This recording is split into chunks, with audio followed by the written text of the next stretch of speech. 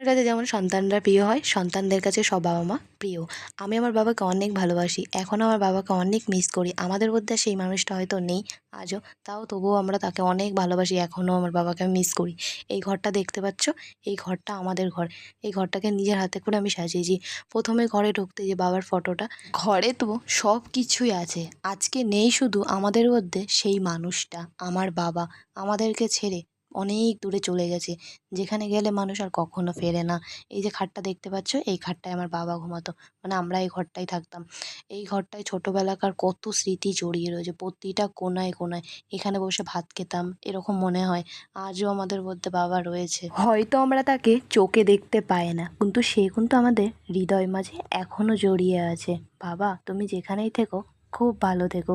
যাই হোক বন্ধুরা, আমি ঘরটা নিজের হাতে কেমন সাজিয়েছি আর কোথায় কি রাখলে আরও বেশি ভালো হতো, সেটাও আমাকে কমেন্ট করে তোমরা